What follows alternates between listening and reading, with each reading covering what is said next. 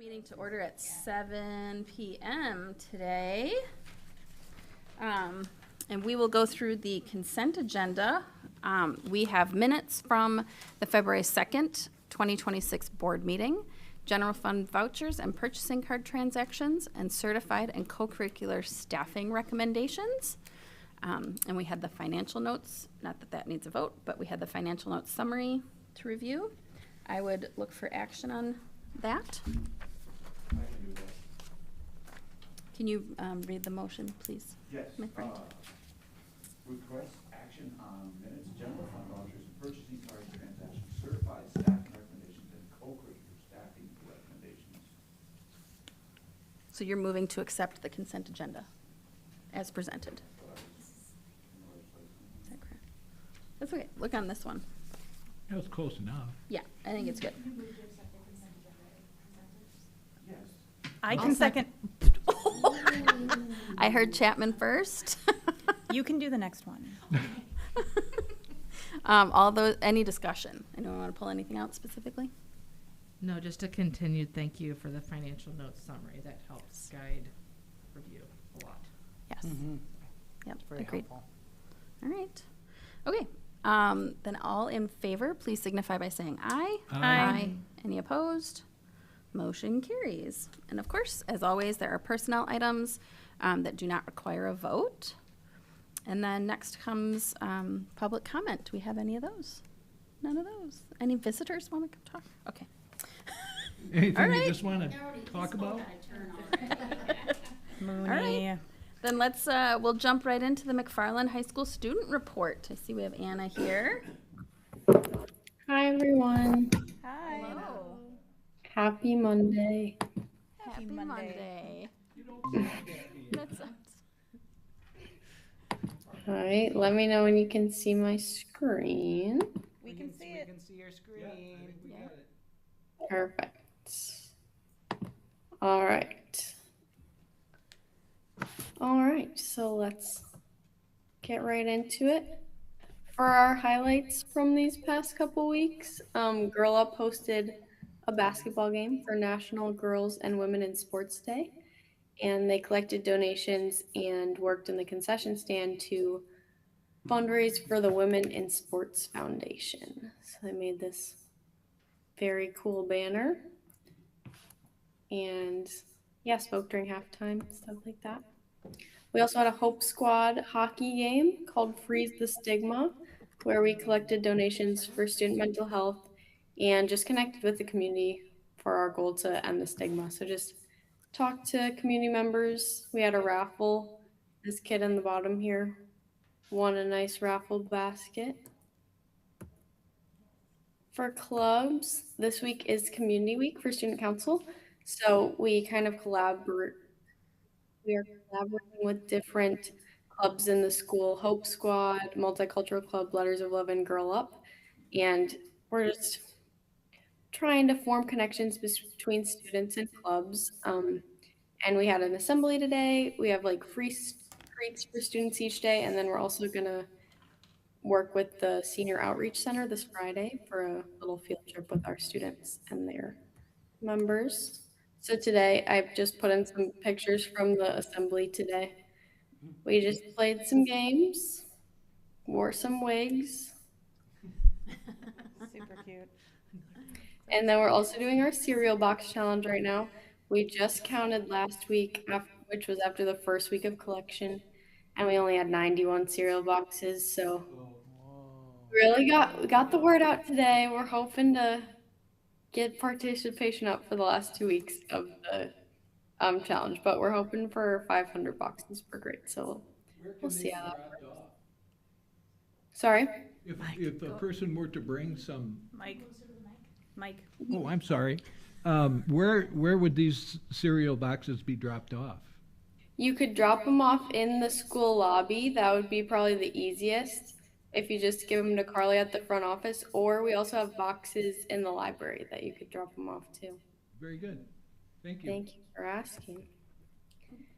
We also had Black Lives Matter at School Week 2 weeks ago. So BSU hosted this week, and here are some pictures from the blackout day on Friday. They had dress-up days and activities throughout the week. Model UN was just in Chicago last weekend for the 36th Model UN United Conference, and Delegate Melissa Arcan got a verbal commendation at this conference. She's right down here. And then for performing arts, this week we have some Blue Note singing telegrams going out. So last year during lunch they sold telegrams, and then during classes this week they come in and sing to whoever they were bought for. So I got to listen to 2 of those today, which was very exciting.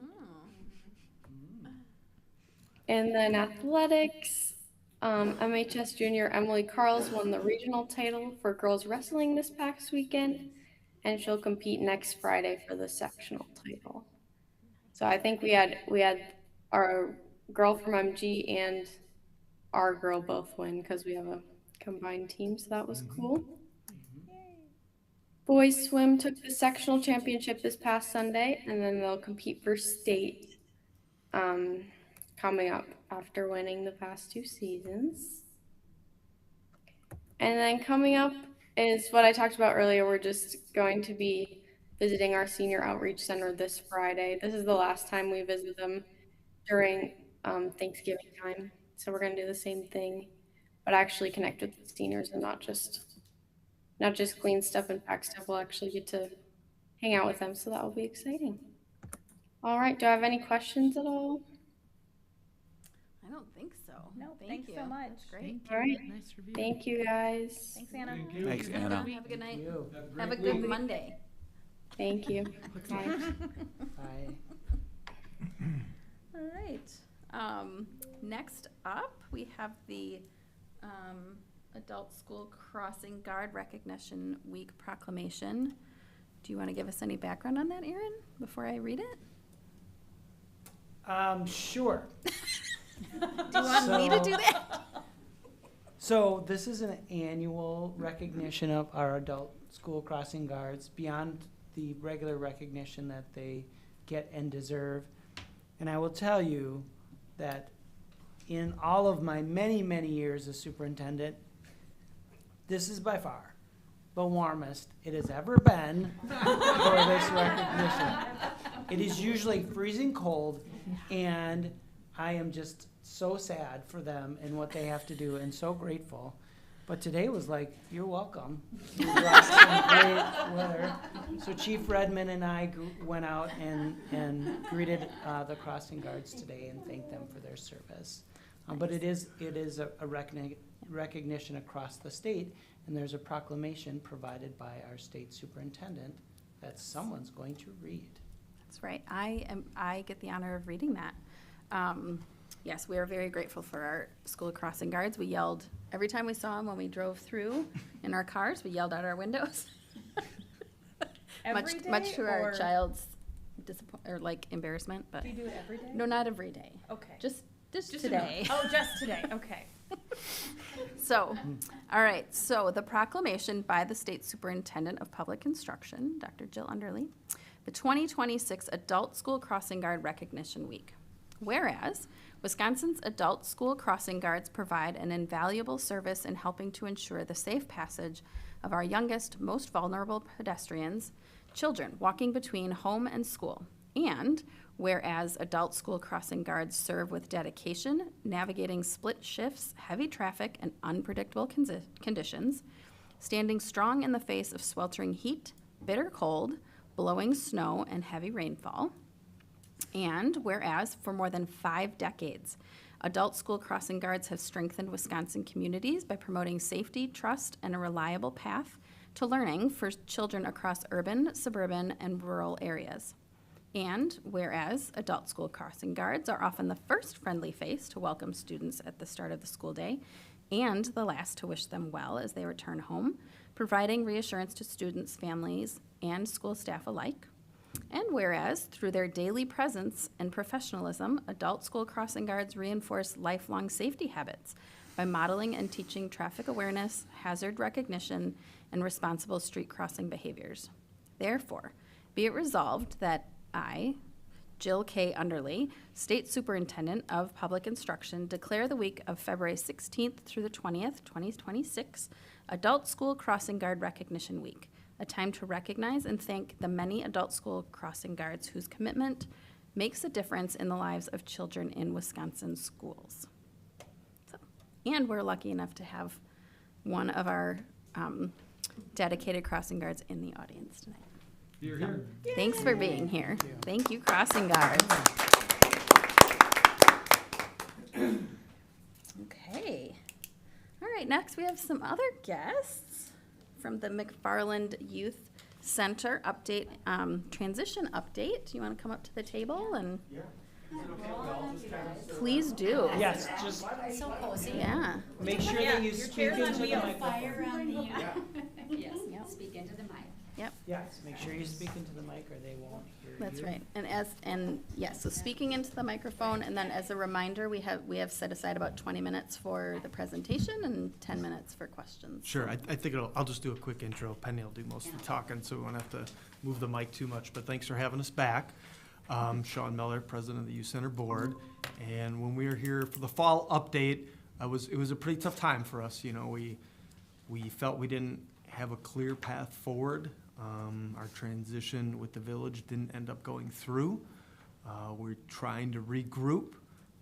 Penny will kind of introduce the people and the strategy we've taken since we kind of ran into those roadblocks this fall, but we're here tonight just to give an update on our progress and, of course, answer any questions you guys have and just kind of let you know what we've done the last couple months since then. So with that, I'll introduce Penny, who's been with the Youth Center longer than I have, 1998.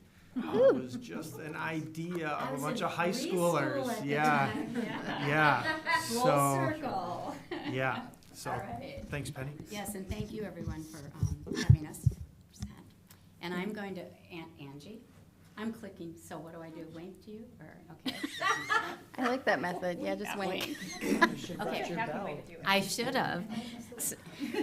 So just some quick facts about the youth center, and I know that Sean was here, I think, earlier this year, but our mission statement, we're a free nonprofit youth enrichment program for middle school youth, 6th through 8th grade, and in the McFarland community.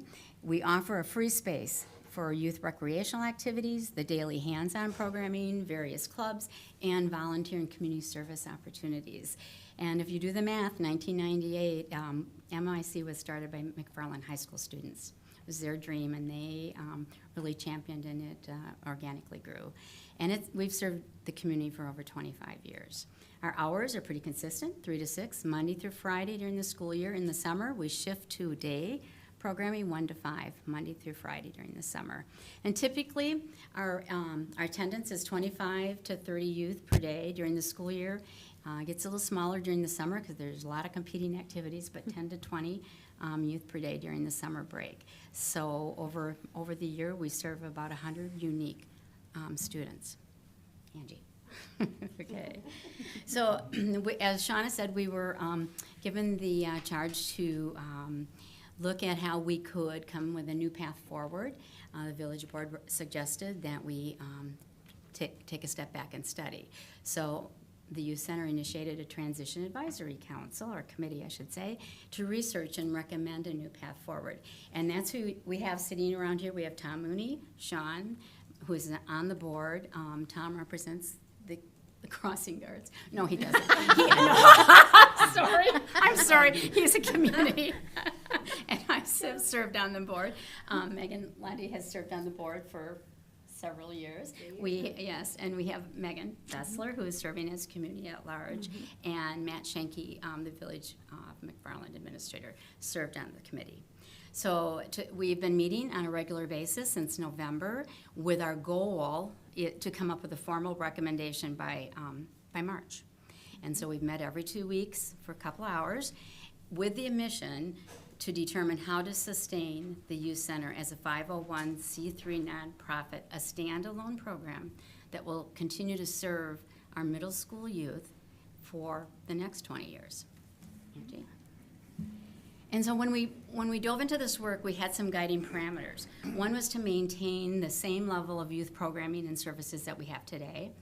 We also wanted to come up with a proposal That reflected a far less funding needed that the village had estimated a few months ago when we were talking about transitioning the youth center to village services. We also had a parameter of depleting our youth center fund balance to a safe level so we could operate, and that means keeping enough funds in our fund balance for 6 months of operation, but also to spend the donations that we've received from community, from others, and from our friends of McFarland Youth Center.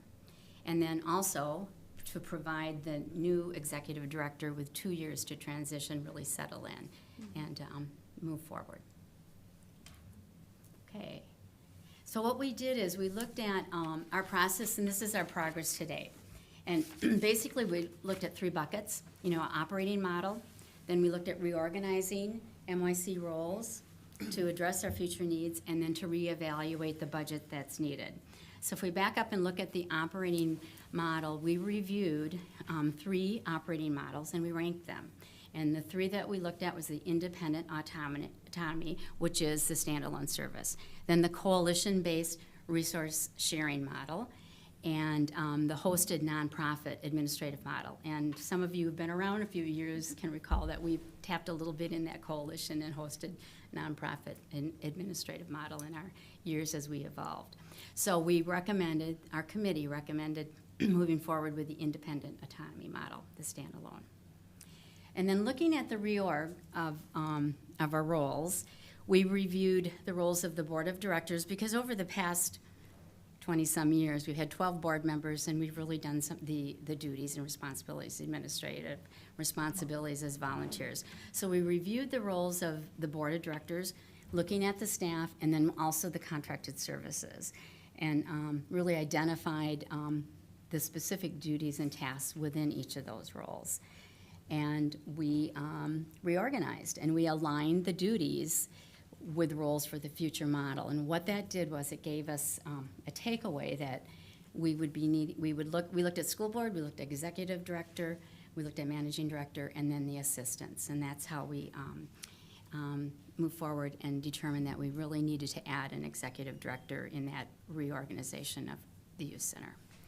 So in looking at that, we had to reevaluate the budget. We reviewed our financials, we looked at our existing budget, our operational budget, and also the future and what would be needed. And we researched and applied some of the wage structures within the new reorg, and that was Matt Schenke of the village helped us out with that. So we looked at that. So from evaluating what our needs would be for our new restructuring, we determined that our task would be to determine the gap in the current budget versus the future model, and to move forward with that. And this is our new organizational chart. As I previously mentioned, we had 12 members on our board, and we have shifted to 7 board with president, vice president, secretary, and treasurer as executive, and 3 members at large, so a smaller board. Going over the board of directors would then be directly responsible for the executive director, which we identified as a 0.4 FTE, and the executive director would also be aligned in dealing with the contracted services. And under the executive director would be our managing director, which is really that programming piece, which is a 0.75. We shifted, adjusted hours, so that is been reduced to 0.75. And then within that is the 2 assistants, which average out about 0.4, so a total of 0.8. So, okay. And this is it. This is how we looked at it and took the general responsibilities. And in your appendices, we have specific tasks delineated for each of those. So if you wanted to take a look at really the day-to-day. But we looked at the board of directors, which you can see is the administration, some of the PR, looking at the PR, but then moving more over to the executive director, who would really assume a lot of the administrative roles that a lot of the board members had done throughout the years, and looking at the active fundraising and the public relations. And then the managing directors, on the ground, boots on the ground, so to be, with the programming and working with the assistants. So that's how we, if you have anything to, please jump in. No, I was just going to say, there'll be a Please. 20-question quiz at the Sorry. end of I'm not. presentation. Accurately Each thing in its box. Yeah. Activity. Yeah. Okay, so now move, the operating budget. Now you're gonna have to, you may have to look at your own screen if you have Yeah, this. this is a bit of an eye chart. Did you want me to talk to this? Yeah, Penny? if you Okay. wanna, but, yeah, why don't Yeah, you? that's fine. And I think you guys have seen this, every year we come and do the presentation in the fall, and we've been using this structure of an operating budget for decades. And we list our revenues on the left side of the ledger, and we list our expenses on the right side of the ledger. And I think we haven't really changed a lot on either side, but on the expense side now, there is a position in there, for this future reorg for the executive director. And we're budgeting that out based on a, significant wage it'll take to employ that person at 0.4 FTE. That comes out to be a little over $35,000 a year. So that's something that wouldn't have been in there, say in the same slide this last fall. We also, on our revenue side, we've had these reserves really for the wrong reason, because we've had so many employment disruptions that we haven't had to make payroll all the time in the last few years. So it kind of built up our reserves. We were able to use that to cover some operating shortfalls. But for this exercise, the group decided, let's zero that out. Let's show what it would, with Look like. using no reserves a year, what that true gap is between adding this expense and taking away that revenue, from the reserve. So this is kind of as bad as it gets going forward. And what that leaves us in the yellow box is a gap of just under $65,000 a year.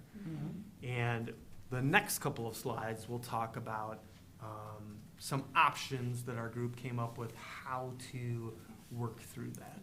But if, yeah, and my point Yeah. is with the expenses, you can, as you review it, it's pretty lean budget. Pretty bare bones. And so this is really looking at what we felt was needed to keep Yeah, us I mean, moving. our operating expenses are really focused on the people. The people to deliver the services, and as a board, we felt pretty strongly about that. We shouldn't be spending our money on, toys and gadgets and things like that. We should be spending them on people to have these interactions. It goes all the way back to the asset building, the research-based, how you want to develop, structure youth development in a setting like a youth center. So, yeah, that's really what it's for, is for the people to deliver those services. Are there any questions about any of this before we move off onto the next slide? So keeping in mind, with this gap, we had to move forward to problem solve and come up with a plan to address this. So that would be, take it, Angie, to the next slide. All right. Requesting additional funding to cover that shortfall of $65,000. And so what we looked at 3 years, but we looked at 3 different options. Or I should say option A, option B, option C. Thinking that would ensure, if we took 3 years, that would give us kind of a solid launch and some stability in our new reorganization at the youth center, and also settling the staffing in. And it also would give us an opportunity to spend down our reserves that we had, and spend it down to where it's a safe level, where we still have the cash flow to back up if we needed it. So if you look at the option A, and note that year one, we only really have to come up with, it's 6 months, because it starts July to December. So when we looked at option A, we looked at the youth center with the 15K or the 7.5K, and our other resources would then come up with the 50K or the 25K. Year two, it would go to 15K for the youth center, the other resources, the 50K. And then our third year, for that option A, would be 15K would remain the same from the youth center contributing, and 50K from the other resources. So that's option A. Option B would be where the youth center would have the 25K from our reserves, and then 40K from the other. And going down 20 for the second year, it'd be 20K from the youth center and 45 from the other resources, and then decreasing again for the third year to 15K, and then 50 with the other resources. And then option C would be the 45K, the youth center, 20K, but reminding that it's 10K. And the second year would be 10K from the youth center, and then the other financial resources would be the 55K. And then the third year of option C would be 0 from our fund balance and 65 from other. But in hoping that as we get this executive director who will be a fundraiser and be able to do PR, that there will be revenue coming in from other sources to keep us moving forward. So, So any questions on that? I think I'd just like to Yeah. point out, option A is just very consistent. Here's the gap. Yeah. We just cover it the same way year after year. It's obviously prorated that first year. Option C is kind of the other extreme. It's an option to walk into it slower from, those other resources they may have to levy or things like that. For those groups to walk into it slower and kind of step up year over year. And the converse that goes with that is then the youth center would spend more of their reserves up front, but then have to ratchet that down just because there wouldn't be that much left to spend down over the following years. And option B is just kind of somewhere in the middle of those two options, so. A question I have when I look at it is the amounts from the youth center seem to be different, unless my math is bad, across the three options. There's the first one, right? Option A is 45,000 over the 3 years. I see what you're saying. Mhm. Is there a reason for that, or? No. No, we just wanted to maintain the same, right? Isn't Yeah. that what, Yeah, there's, no. I think option B shows a little more. That might be a typo. What, I Option just- B? And I Yeah, if you add apologize, up I the just three. noticed it. Do you No know surprise, did you? No. how much Mikey? the difference is? Maybe not off the top of your So- head, between kind of what your target fund balance? Yeah, we have about 60. 140 to 40. 150,000 in our reserve fund right now. Mhm. And if we look at the operating budget in the new organization Mhm. of 180 or so thousand a year, Mhm. if we use the rule of thumb that you want to keep 6 months of that, that means Okay. we got to keep about 90,000 for cash flow, for So emergencies, it's about things like 60. that. So 150 minus 90 leaves us with about 60, maybe it's Okay. 65, 70, I think we would just evaluate it year after year, Mhm. but that's where the rough numbers kind of lie, in a $60,000 Okay. to $70,000 range. Are you required or mandated in any way to keep a minimum amount in your cash reserves? We are not. Just We're best, just trying to just follow best good practice. financial practices, yeah.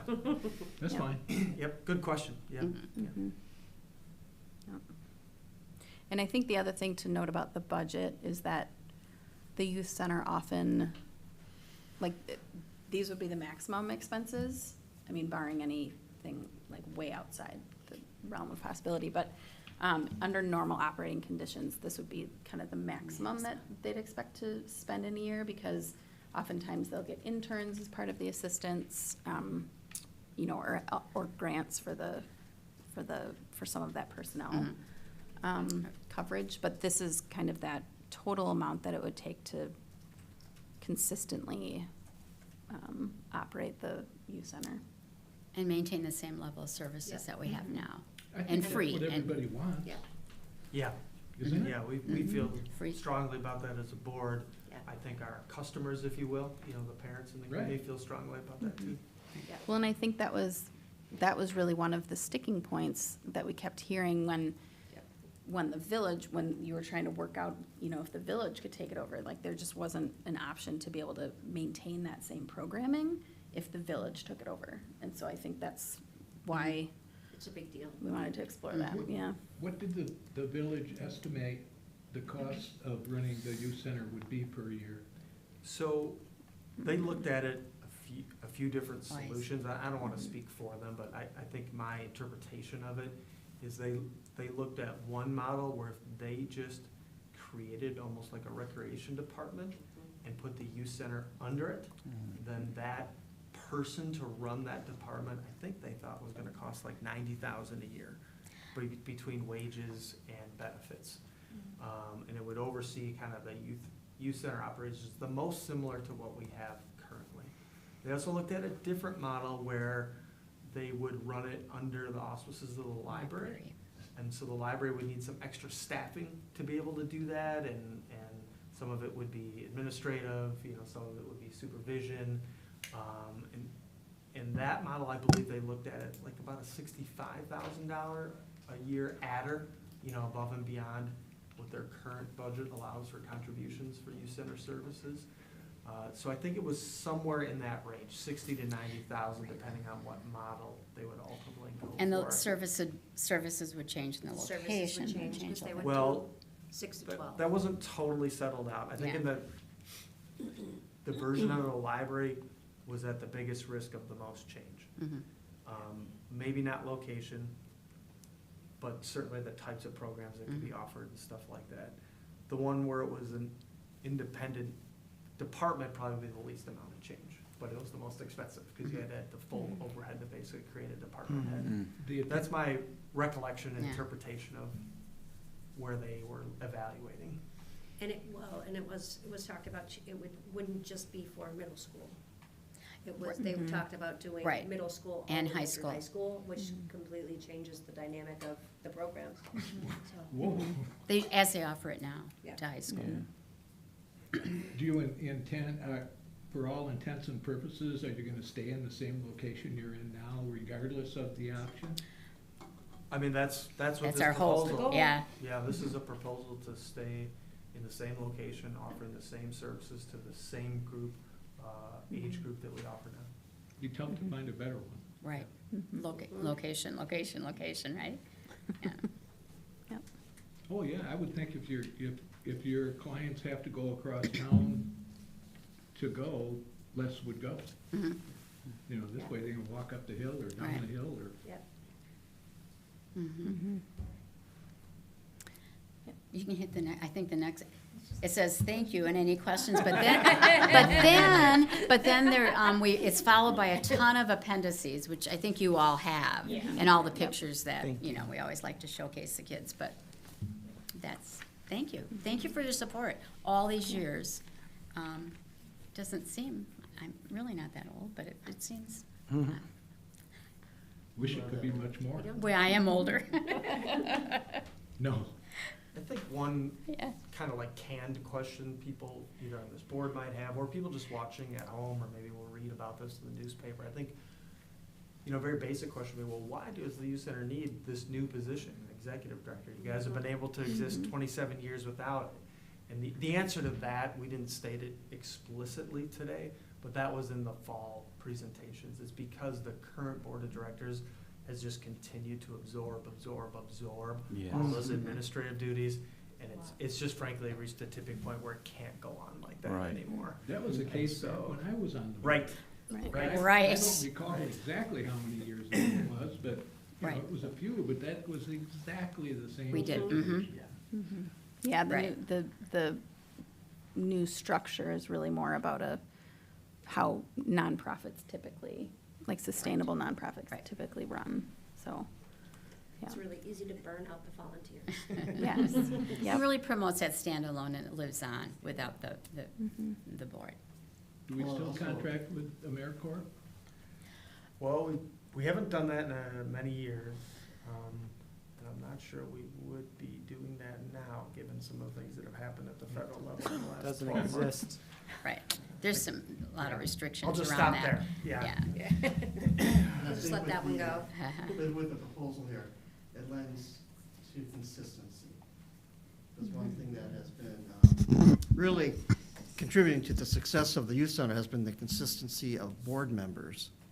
And if we can find an executive director that can sort of lead everybody in for the future direction, that consistency is better built in. And is that I appreciate that, and thank you for all the information, presenting it in a very clear way, to be able to be consumed. For the executive director role, I'm making an assumption, but I just want to make sure I'm not incorrect, that a part of that role is that fundraising piece Yes. of if Yeah. we do, Yep. whatever that other is and whatever that really looks like, then that has the potential to be decreased depending on the fundraising capabilities or Mhm. outcomes. That's if a you goal. will. Okay. Yeah. Yeah. Yeah, that's, Didn't want to assume. Right. that was why the 3-year Okay. agreement is what Right. the committee's asking for, because it builds in that stability so that they can kind of build up momentum to the executive director. Yeah, that's why we didn't want to go longer than a request for 3 years, which is really 2.5, because I think it's worth evaluating where are things at, you know, and not necessarily even waiting till the end of the 3 years, looking over the cliff, where are we at? It's just year over year, as that person settles into the position, where are we at? How has the fundraising changed? Hopefully it's improved. What do these numbers look like in year 4, 5, 6, you know, hopefully less. But just to be clear, the other bucket really is a funding request. You know, whoever can help us fulfill that request, school district, village, things like that. It's not intended to be, hey, we know we need another or an other 50,000, let's go have a bunch of bake sales. Like we're We've been we're there. way beyond that. Like this is what we need to institute this new reorganization, get some stability for a few years, and then see, you know, what we can do with it. So with the fundraising piece, are you gonna set like quarterly fundraising benchmarks or annual fundraising benchmarks for the new incoming executive director? I think that would be on the table. I think frankly, there'll be a new board of directors that will come in. I'm not sure it'll be 100% new, but it'll be vastly different than it is now. And I think that's gonna be for them to work with the executive director on how to ratchet that up and what the benchmarks, you know, are reasonable and, you know, over those couple of years. But Okay. I would foresee that, yes. Okay, great. I mean, by offering a salary, if you will, for the executive director, we're able to find hire somebody who has fundraising experience, Yeah. has executive director experience, because there's compensation, which most of everybody right now is volunteers, so. And also with the shift to the board for 7 members, we're looking also to recruit board members with certain skill sets. Yeah. Legal, finance, PR, HR, youth development. And so we would have that, those skills to build onto and help support the executive director. Great. And I think it's important to acknowledge too that there's already a great deal of fundraising that occurs now. So, you know, it's gonna have to be new sources most likely, instead of trying to get more out of existing sources. That fundraising has been pretty stable. Yeah. You know, relatively stable, and some of the grant writing as well. But the grant writing is the time, takes so much time. And when you have a change in staffing, that's often gets lost. Yeah. My personal intuition is right there too, that the executive director, I think the biggest untapped area is the grant writing. We have some that we get each year, but I know from your experiences on other nonprofit boards, there's probably a lot more out there that we Yes. just don't have the right Right. people with the right knowledge, with the right connections to go look into The, it. the and tap networking into. and the network Yep. out there in Dane County. And, True. you know, the youth center was started by discretionary grant, the DPI AODA prevention grant. That really gave us the seed money to keep it going for a few years. It's just such a great investment for our community, and I think that's what the community needs to understand that. I mean, we need the youth center. Thank you. And so I think the next steps then are, the committee's presenting to the village board, right? On the Next week, the 24th. Next Tuesday. The 24th. Yep. And then, we won't take action on anything tonight because we don't have a formal request or anything, but all the great minds from the village and the district will get together and figure out what options are. So, yeah. I would just comment, the collaboration between the village board and the school board is really exceptional. So I appreciate everyone pulling together, as Bruce always says, We're all in it together. we're all in this together. And we're all in it together to support our middle-aged youth. Because without the youth center, there'd be minimal to no support system for them. Yeah. Great. Any other questions? No, Wonderful. thanks for your time. Yeah. Thanks so much for coming in. Thank you. Very Yeah, we look forward to coming back. So Well, and thank you. re-looking at just like it's really hard to take that internal look in of It is. what you can do better in the future, while also recognizing you all have done incredible work thus far.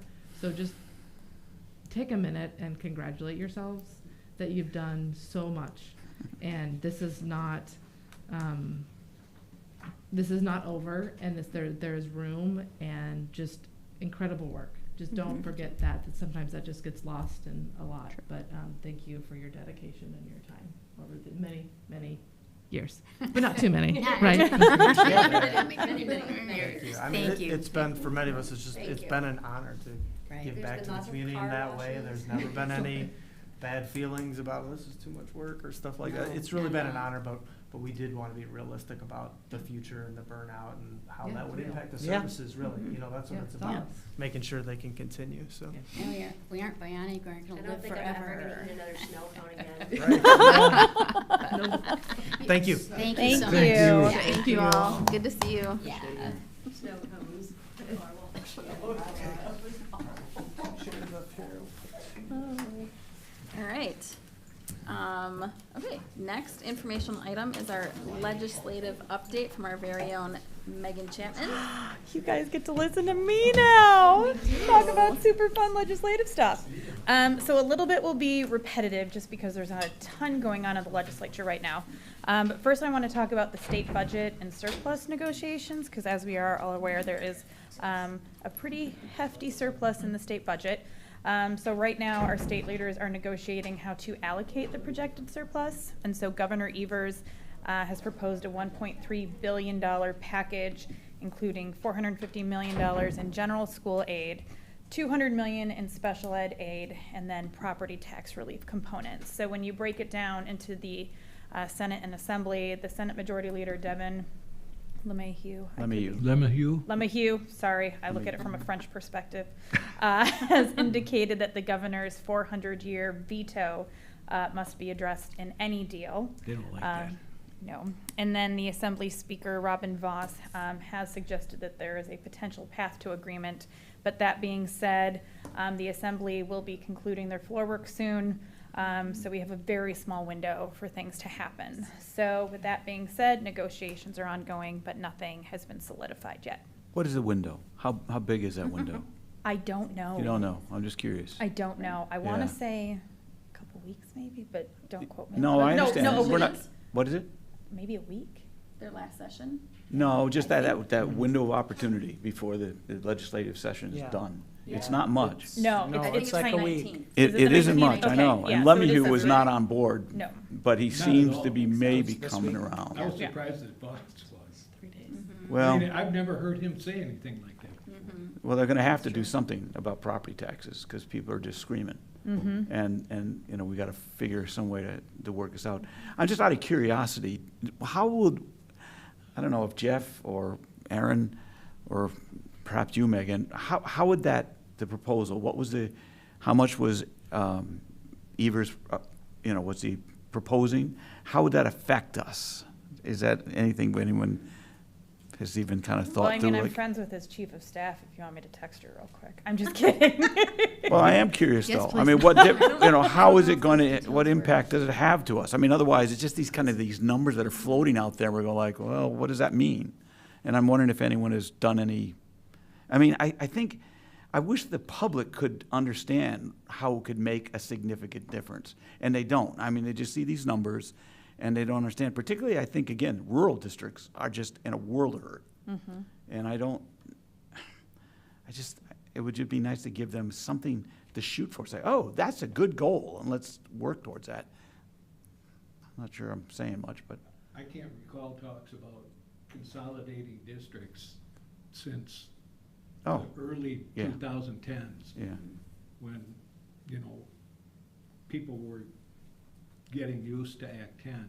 They talked about consolidation Yeah. of smaller districts. Right. But that's a whole, oh, it destroys communities. Yeah, Mhm. the research doesn't support that that's that gotta be works well. beyond the last resort. Yeah, exactly. So, it'd be interesting to know. I mean, I think at some point, the heat is starting to show, I think, a little bit on Robin Voss. And clearly, I don't think, Evers is particularly happy with the $400 430, is it? How much is it? 325. 325, Yeah. sorry. 325 for 400 years is, he's basically said, well, we got to do something to guarantee that funding goes up. Otherwise, we're going to have a real problem. So, Got people's attention. yeah, but now we need to kind of just start, how does this translate to, how does it affect you and me? Find out after midterms. Oh, let's hope that window can actually make something happen. That'd be Well, wonderful. And just so everyone knows, Yes. Governor's State of the State address is tomorrow. That's right. So tune in, maybe we'll learn a bunch of stuff. Yeah. Thank you for that, though. That is important. You're That's welcome. really important, Megan. And if you want to go, you have to have a ticket. So if you don't have a ticket, I'm very sorry. I don't have a ticket, just so everyone knows. Okay. So kind of going into how the governor's proposed package breaks down that $200 million for special ed is what's going to bring up our special ed reimbursement to that 42 and 45% that our targets were. Now, as we talked about before, the funding verbiage is some certain, which means we will not get that 42 and 45. It ends up coming down to like 35, like mid 30%. What's left? Yes, basically. So, bills have been referred to committee to get that language changed, but it has not moved forward, unfortunately. What is the current percentage? I think it comes in at 35. Yeah. The last I heard was 38. 38, okay. Is that what you're hearing? So- 37, 38-ish? Yeah. Yeah. The other, oh, did you have something? I was just going to say, it's sad that we could be excited about getting up to 42%. Yes. I'm sorry, that's pathetic, but Well, and it was interesting because Megan and I were at the MHS advising night, and we talked with a student about special ed reimbursement. And he was shocked because when you break it down to like, oh, we get reimbursed, 35 cents for every dollar. And he goes, wait, we don't get our money back for all of it? I said, no. And he had so many great questions. He was a sophomore. And we got into like the whole political conversation and this and that. And he was like, well, why don't they want to fund public education 100%? And I said, buddy, you are preaching to the choir, my friend. yeah, no kidding. But it's been really interesting having conversations with high school students about public education funding because they are hearing about it at home, obviously, with referendum conversations and whatnot. So, kids are listening. They're listening when you don't even realize. So speaking of kids, there is a new cell phone policy that has brought to the table. So right now, the current law requires instructional time restrictions while preserving local board autonomy. So as we all know, we put into effect a new cell phone policy. And right now, there is a new bill that would actually require a bell-to-bell student cell phone ban. But interestingly enough, it would only apply to traditional public schools. How about that? Interesting. Yeah. So right now, it has just been introduced, it is scheduled for a hearing, but is in the early stages right now. Is it because they can't mandate to the charter schools and voucher schools and private schools? They can. They can. Anything that receives state money, they can require. Huh. And keep in mind, the last cell phone bill that was approved has not taken effect yet. No. Because they give you time to develop your policies and things. So there's another one now that basically passing time and lunch and recess. But that's pretty much what we're doing anyway, am I right? Is that pretty much what we are? We have, currently at the high school, Yeah. students can use it during passing time and lunch and recess. yeah. So if this was passed, that would change that. Okay, yeah, I But understand. it's bell to bell K-8, Yeah. for K-8. So that is everything I had for my fun report. Very nice. Thank Thank you. you. Thanks, Megan. It's really good to have that update regularly now. Thank you. Didn't make me feel a lot better, but. I know. And I try to find the positives. But it does give you Good some luck hope. on that. It gives you some I hope. thought so too, when Yeah. I, read about it. Just be glad, you didn't ask me to talk about, some of the stuff that came down in the Senate last week. Because that was rough. But it didn't pertain to schools, so. Well, and you tend to spend time on things that, like, there's a lot of other education bills happening, but these are the ones that, like, have a chance of actually passing or like getting all the way through, because if we spend time on all the other things. Yeah, like there's you know. personnel bills and other things like that I could talk about, but Just for show. yeah, Yeah. I'd rather talk about the things that are critical. Right. Well, So- critical to schools and critical to our taxpayers as well. I mean, that's the Yep. crazy thing. Yep. All right, any other discussion about that? Okay, then we Thank have you, our. Megan. You are Yes, welcome. thanks. Thank you. Thank So you. then our strategic plan update from Mr. Tarnitzer. I am going to ask a question of the board. Oh. Would you be okay if we modified the agenda? I'm thinking of our wonderful Director of Business, who probably does not want to listen to my strategic plan update and my district administrator's report Sure. live necessarily. And so I'm wondering if we could adjust the agenda so we could move to the Okay by me. Sure. Yeah. Director of Business Do you need Yeah. do we need a motion for that, to make the change, or is it? No. I don't No, think so. It's no, still it- on the agenda. no, Yeah. it makes sense. It makes It's sense. just adjusting the order. Alright. It's not like we're adding something to agenda. We're just, Lay it on us, Mr. Mahoney. is that okay? Yeah, that sounds great.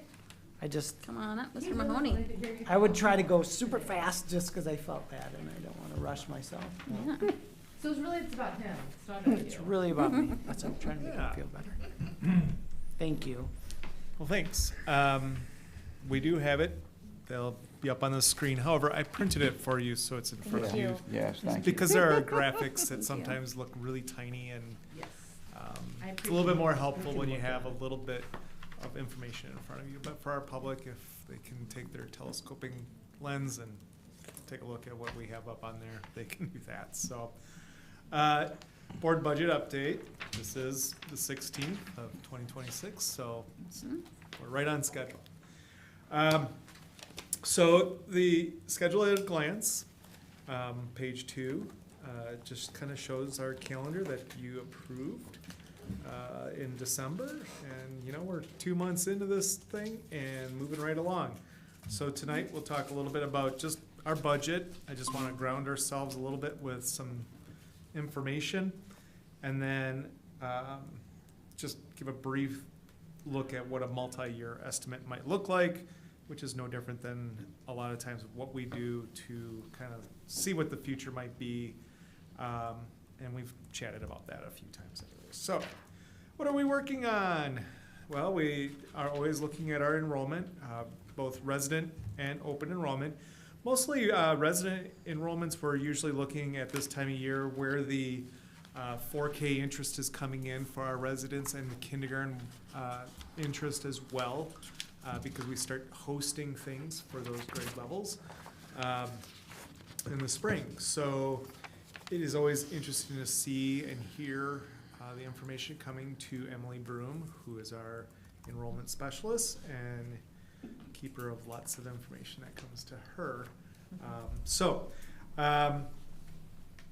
You know, just on a side, our resident enrollment for 4K and kindergarten is a little bit lighter than some of the interest levels. And what I speak to with the kindergarten is that we're always watching the trends of, we already know how many kids are residents as 4K. We do expect most of them to be with us. We also expect 4K open enrollment outs to be back with us because they're now in a location.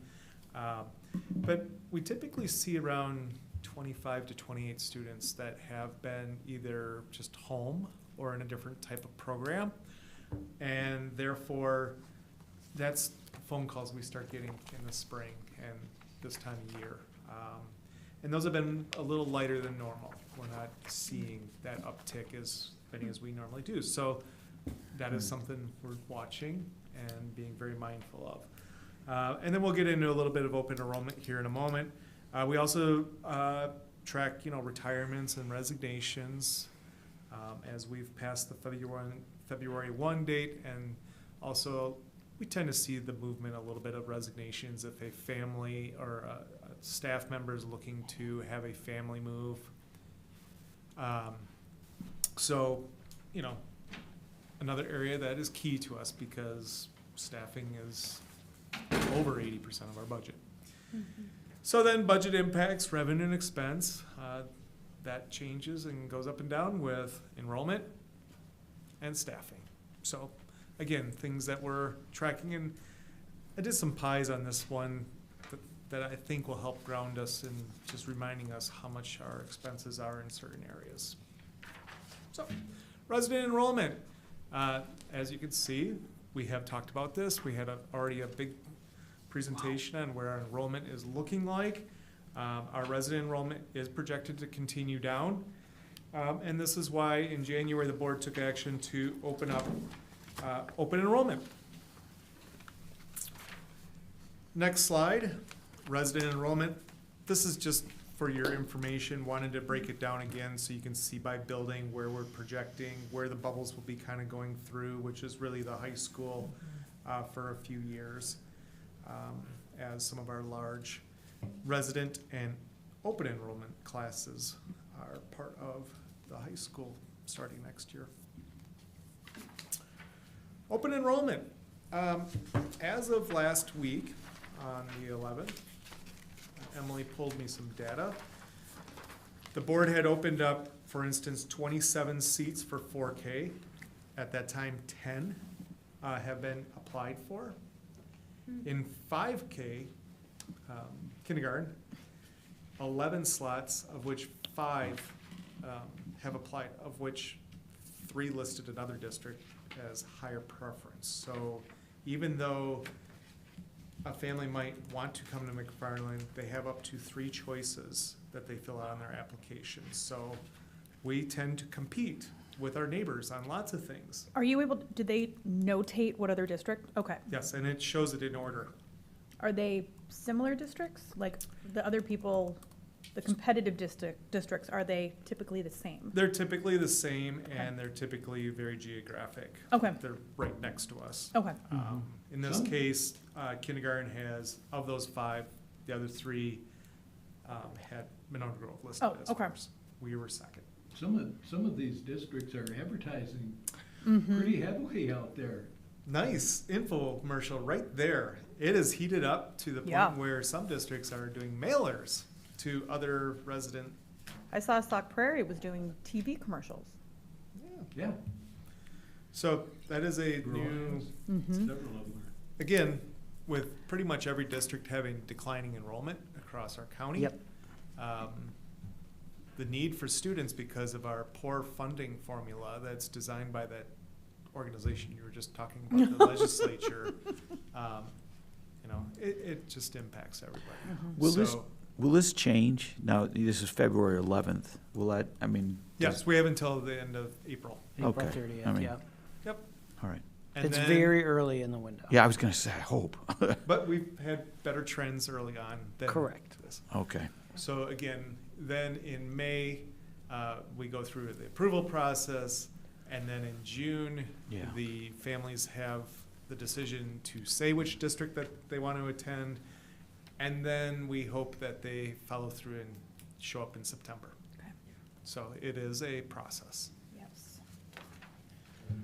Staffing, just an update at this point. I hope I had captured, I think, where we were, Aaron, on a number of these.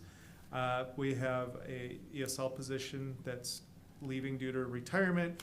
We have intervention technology individual that is leaving due to retirement. The French staff member at the middle school leaving due to retirement. Music, retirement. 5th grade, we have 2 retirements, and at kindergarten, we have 2 what I think are, one's a family move and another one's a personal choice.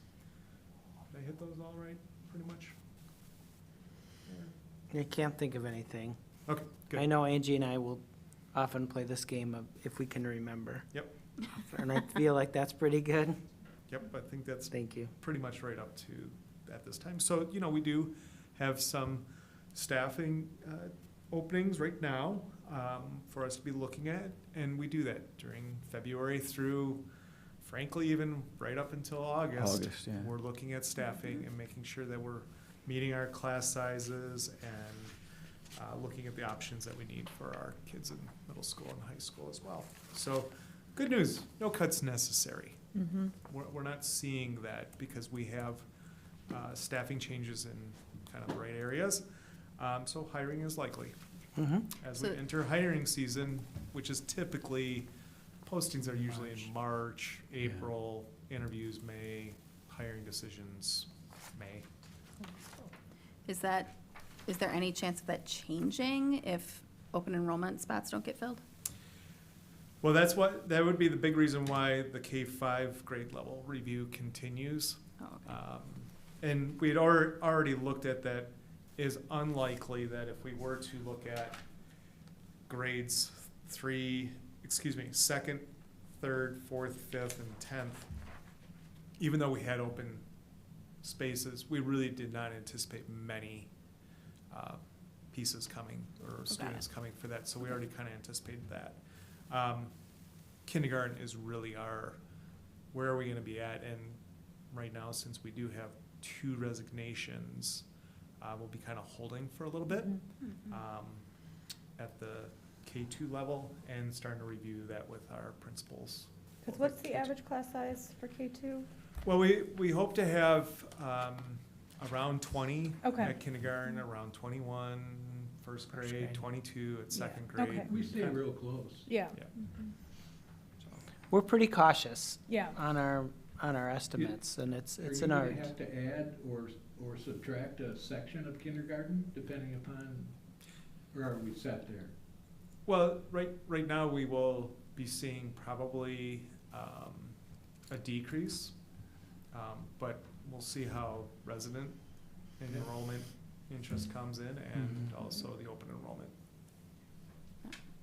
Not like it used to be, the open enrollment, Yep, 10 or 15 years ago. just need large subdivisions right on our border again. Mm-hmm. I mean, that's really what drove. Right. Right. Yeah. So, expense overview, sometimes people look at, all right, well, you have that large budget, and we've talked about where a lot of it goes. So, I just wanted to recap, our 25, 26, Fund 10, and 27, that's our educational operational budgets. 80% of our budget is wages and benefits. Yeah. That makes sense. We're a people business. Now, some people will get, oh, well, you got all that 15% for services over there. Well, that's a lot of contracted services, transportation, substitutes, contracts for HVAC technicians, stuff like that. So really when someone asks you like, boy, couldn't you do with a little less? It's almost getting to the supplies budget, which is 4%. That's what you're looking to carve up. And when you're getting into that, you're talking about your large line items in supplies is technology. It gets difficult to start cutting things we buy to keep a network up and running year-round. Right. Or just on a good day these days. So it's been a rough couple days, by the way. Yeah. Well, we had a network hiccup. overchange on Friday, so the bugs are getting out. So I just wanted to remind people, in our insurance, 1%, and that's property casualty insurance. That's not health insurance. Because that falls under benefits, correct? Benefits, yeah. Right. Okay. So the next pie breaks it down. Well, where does that 80% go, Jeff? Well, wages is 73% of that. Health insurance is 15% of that. Then you get into FICA and WRS and dental, and there's a little long-term disability life insurance in there. So where can you trim back? And, really the movement we had this last year, and as part of a 4-year agreement, is the fact that we had a big shift with our group health and Yeah. switch over from Dean to group health. That has helped stabilize and give us a good view of what's happening over the next 3 years after this year. Do any of your legislators see this? Do they have you ever, we should send this to some of the folks at your. Well, it's actually interesting you bring that up. Aaron and I were chatting about inviting legislators to schools to learn more about, like, the day-to-day things. Because Stoughton did something similar to that, so. Yeah.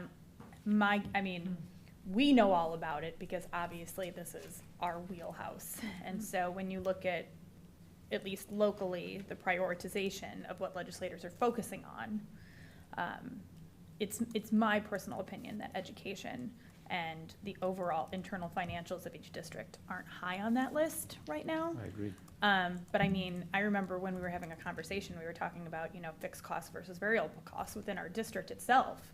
I mean, I was surprised by just what small of a percentage of the overall pie are variable costs of which you actually can play with. And so, I mean, if us as board members are surprised by that, I'm sure legislators would be surprised as well. Well, I certainly think the public is, they're just always, oh, there's things you can cut. It's like, not really. It's difficult. It's very difficult. Well, and especially when so many of our fixed costs are, increases are completely out of our hands, right? I mean, we looked at our health insurance piece and we said, okay, something needs to change. So, negotiating, making difficult decisions. But I mean, prices are going up everywhere and we literally have no control over that. Sorry, totally took your No, space. I led you down that path, sorry. No, I appreciate the knowledge that our board has and understands that, like you say, the fixed costs, we sit there and we talk about, working on electrical costs and natural gas costs and trying to live in a budget that we've had for a couple decades now. And we continually are trying to refresh our systems that we stay just within those budgets. Because Sharing costs with the village. Certainly. Where we can. I mean, we're. Yeah.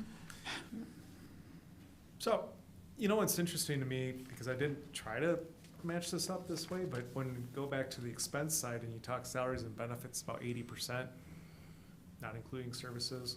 Well, our funding control is about 80%, state aid and taxes, when you look at this next slide. So it's just kind of like, and that's unique. Most school districts have a larger percentage of their school district revenue is controlled by the revenue cap. Ours is only a little bit more unique because of the fact that we have a huge chunk of money that is revenue from our partnership with WEVA. And that is big key to this year's budget and future year budgets.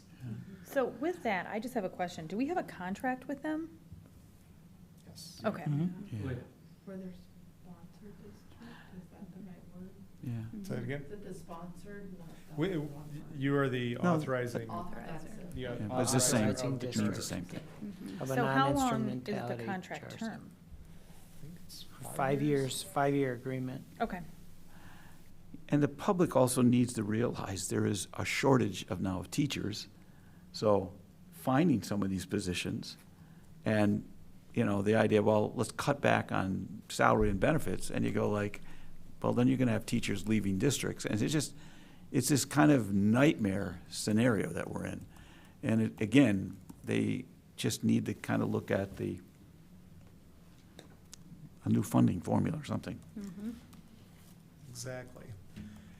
So, we try to take some of that and then think about, okay, Jeff, what does our future look like? And there's a lot of numbers here, and I'm really just gonna spend our time kind of focused in on, because it's not a mystery.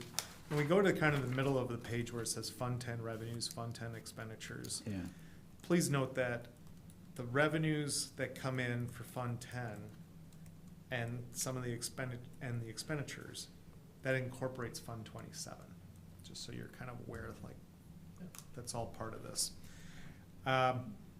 So when you look at the current years in the blue, and it shows that, we might end up with a little bit of a deficit this year. It's probably gonna be a very well-balanced amount this year. And right now, we're looking at 26, 27. You can see the 267,000 to the good. That is based on our available revenues that we're looking at for both our revenue cap as projected with the enrollments that I've put into the formulas, and also, like I mentioned, our WEBA funding. So, it's looking like a good year, and that includes the estimate of, just over the 5% in wages and some of the other benefit costs that we've looked at and done over the last couple years. Moving forward, because 26, 27 is the last year of our referendum. So in 27-28, when you start to see that deficit of 816,000, that is that first year without the referendum. Then you get into 28-29, year 2 without referendum, and then so on. So you go out to 2030, 2031, just about $7 million of a deficit. Well, when someone asks, where does the deficit money come from? Well, we've been fortunate over the years to have developed good, sound fund balance policies, and we've been able to build it up over time. Again, using income revenues from other school districts via the virtual school. That's how we built. And we started to avoid short-term borrowing back in 2017. So we are now just about a decade into not having to short-term borrow. So there's a lot of real good positives. And, we do hope that our legislature, not only for us, but others, Yes. looks at better ways to fund schools, not only for just meeting the needs of schools, but also the needs of our taxpayers as well. So one question with WEVA. We've been seeing increases in enrollment year over year. What kind of growth can we expect over the next 4 years from enrollment in WEVA? So Or do these numbers already include forecasted enrollment? what I've incorporated into this is that we're counting on about 2.1 million in revenues, which is, if we go back to the inception of it, we used to not count on any of the revenues because it was just about 350,000. So this is our 3rd year of having to count on the virtual school. We started the year at 1.9 million. Okay. Or excuse me, just over 1.7 million. Yeah. Then budget adjustments recently, we had it up to 1.9 million. Okay. So this is,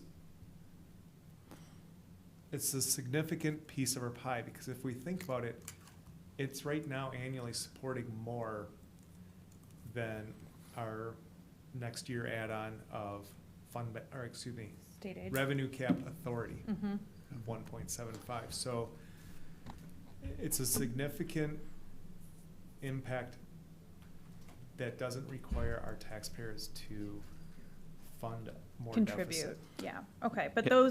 that's already in part of the Fund 10 Yes. revenues, okay. Yeah. And Megan, I have a meeting on Thursday with the WEVA board, and they have been estimating about a 10% increase Okay, in enrollment every year. okay, It just They, goes on. It's amazing. their enrollment blew up during COVID, during COVID. yeah, Yeah. They doubled their enrollment from, I think, 2000 to 4. Yeah. Something, Yeah. round numbers. So that was a boom financially, for sure. It's been a good investment on our part. The other thing to consider is that the biennial budget provided additional funds to the receiving district for open enrollment. Right.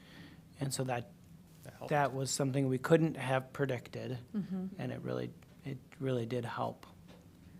So those things make it hard to predict, so Yeah. Jeff's done a great job of being very conservative in our estimates, because then if something good happens, that's a better way to do it than if you overestimate Oh, yeah. revenues and then we have a problem we have to fix. yeah, okay. We try not to have problems. So that's the exciting news of, what our future looks like, which you've known about, but it is continuing to show kind of the same trends. I thought I'd put this slide together because, where does 1.75 million go next year when we have new revenue authority? Well, we also have expenditure commitments. And if we just take that pie that we had shown earlier and put our estimated increases that we're likely to see in those areas, we will eclipse the 1.75 with expenditure growth in salaries and benefits of 1.8. And that's currently based on the modeling that we have now. This does Okay. not include any changes with any new salary or wage schedules. I So- was waiting for you to bring that up. Yeah. So when someone asks, where's that money going? Well, you're spending it. Mhm. Nice job. Yep, on what you said you'd spend it Yeah, on. on Yeah. what we said we were gonna spend, yes. Yes, exactly. This graphic has a lot of little information, but this is what our revenue limit authority for next year looks like, just over 34.7 million. And then again, we take state aid off of that, equals estimated property taxes for next year, which is looking at about 20 million. So just shy of 10% at about 9.6% for next year. It's because, next slide, if all of this were to be the truth for the next 5 years, we'll see about 100,000 less in state aid next year. That's what I'm predicting. So revenue cap minus state aid equals property tax. Now, I want to remind all of us that we've looked really good in the formulas for many years. We are very highly funded for the wealth of our community.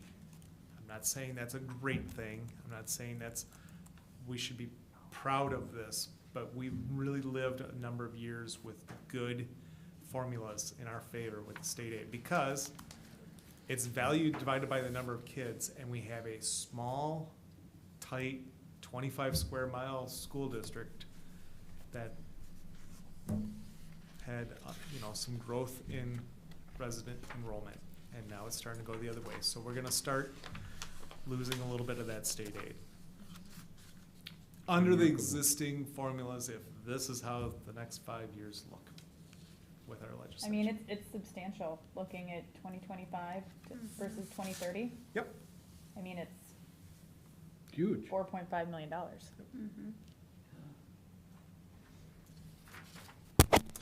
So next steps, we continue to review revenue and expense. We're always looking forward at the salary and wage plans for these next few years.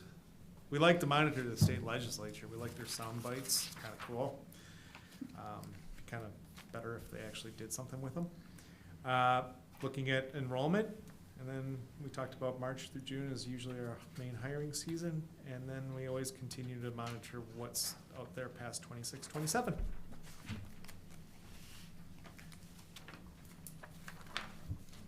That's what I have for this evening. Thank you. Thank you. Would a bigger tax base get us better aid? It depends. If you have more students to get into students per equalized value, Yeah. you want to look poor in the formula.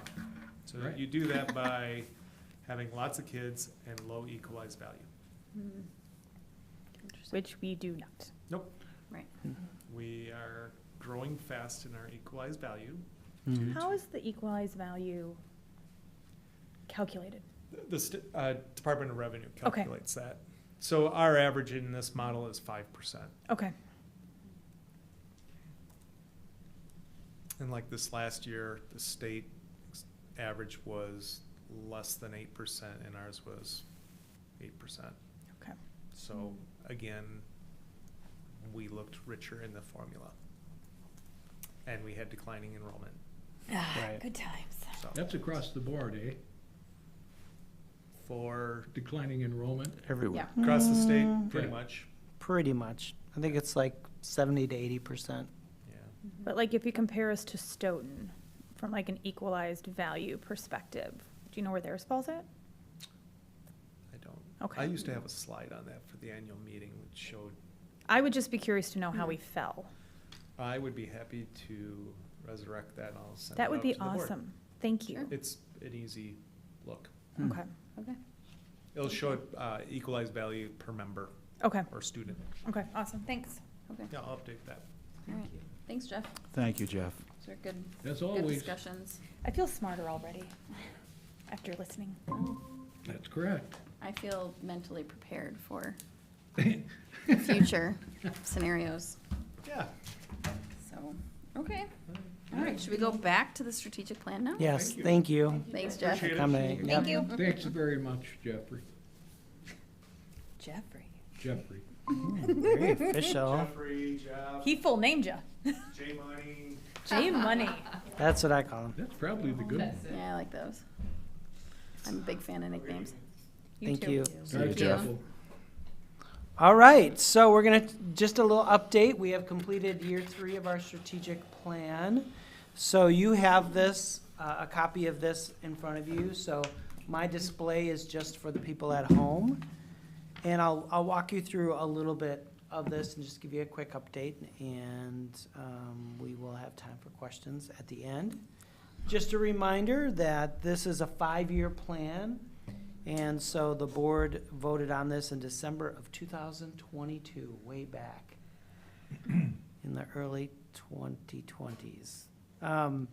And a couple things that happen with this is that, you know, obviously we share this, and then our administrative team, in collaboration with our building leadership teams, we develop a annual progress report and kind of do an internal report card, our action steps and things. So I'll be sharing that with you. And we measure that with our key performance indicators, which are also included in the handout. Just something to think about is that we'll be back at this most likely in the summer of 2027. So in advance of our strategic plan expiring, we will get back together with a similar process that we used last time, involving community members and staff members to develop our next 5-year plan. So a little over a year away from starting over. So for our 2025 objectives, and this is our first pillar, educational excellence, you can see on the left side the objectives for improving academic achievement with a focus on literacy and closing gaps. And then when you look at our annual objectives for last year, we're really focused on what are some high leverage instructional strategies, specifically in the area of English language, arts, or in literacy, and closing the gap for students with disabilities, because that's where our data indicates the greatest gap is. And that involves providing professional development support for our teachers in regard to these strategies. And we had a team came together, identified foundational practices with explicit instruction as a high leverage strategy, and we've been providing professional development throughout the year on that. We also had a cohort of staff, about 50 staff, that have participated in some lesson design professional development with Dr. Shelley Moore, who is an expert on designing inclusive classrooms, including for students with disabilities. She was a special ed teacher. She's out of Canada. That work has continued and will continue yet this school year. And then, of course, we're doing peer observations, collaborative classroom visits, where staff are learning from each other and then meeting with staff afterwards to share ideas. Moving forward, we're going to continue that work. That's really the focus. We're not going to jump to the next shiny new thing, because this is basic foundational instructional practices. And so that professional development will continue moving forward. And I would say one of the other things that we're starting to move towards is focusing on ensuring that all of our students have access to grade level content. Good. So one of the things that you'll hear about, you know, back in the day, we used to talk about differentiation a lot and scaffolding lessons and things. And now what we're doing is thinking very carefully about when we do that, how we do that, to ensure that all of our students have access to grade level content. You can't meet a standard that you don't see, and there's little phrases on the whiteboards to remind us about that. So that is educational excellence. Moving on to family and community engagement. This is where we're talking about building meaningful and constructive communication and partnerships to ensure equitable access, representation, and voice. Last year, we were focusing on the kind of engagement gaps with our stakeholders talking about community engagement specifically, so beyond our parents and guardians, and providing some opportunities for our families to be engaged in some collaborative problem solving and making sure that they're aware of different events going on. So as you know, we've done a lot of sessions on how to use the tools for families, the Infinite Campus and Canvas and Seesaw, how to use those tools. We've also initiated a community newsletter. We're on a cycle now of every other month of having a digital newsletter, and as you know, we will be looking towards having a print newsletter a couple times a year as well. Who compiles that? That newsletter? Well, that would be Angie Straub and Aaron Tarnitzer. Our our communications department? Communications department, yes. Mhm. Our communications team Mhm. puts those together. Highly effective. Yes. We also created a volunteer form for buildings to make it easier for people to express interest in volunteering. We continue to gather feedback from families on different topics, like how did you feel about open house night? What can we learn from that? We've had focus groups, surveys, so really trying to engage families in that way. Thank you. And then also begun to look at how we're using the district calendar as a source of information for our students and families. Moving forward, that work continues. We really want to look at what are the barriers for those who are underrepresented in our events. What gets in the way of people attending events or participating in events, and addressing those barriers. Want to increase our promotion of the activities that we have here, including and especially for our senior population, so that people know what's going on at the PAC and MRAP, and we've made some strides there already. And then, as I mentioned, continue that work with the district calendar. We're also looking at how we might be able to use our app a little bit more effectively to make sure people are aware of different events. I'm sure you are, but the idea of trying to work with other districts to try to have a more uniform calendar wherever possible? We do collaborate Yeah. as superintendents on a couple of things, but most often it is related to when our spring break is and our winter break. We're close, we are on for spring break typically, Yeah. but there's always some rogue people. Yeah. The difference is that different districts have different structures. So we have full professional development days. Some have early release, late start, and so that throws it off a little bit for different calendars. But generally, there's a few touch points. Most people are having the Wednesday through Friday for Thanksgiving. Most people are having this time that we just had sometime around this February time Yes. off. So there's a few consistencies. Yeah, that's what I'm starting to notice that. But I noticed like Verona, where my son's kids go, they had, oh gosh, no, maybe I'm getting it wrong with my daughter's kids. But anyway, there was just one day that was common, but then another day was off. Because there are staff who have kids who go to different districts, and if you try to keep it together.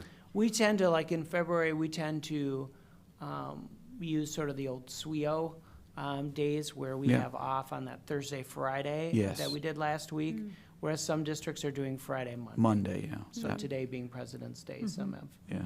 have off. But the way that we do it is better. So if they would like to change to our way, that would be fine. So Is there Leaders. any collaboration at all amongst districts in terms of, scheduling vacations and days Yeah, off? there's a lot. Mostly.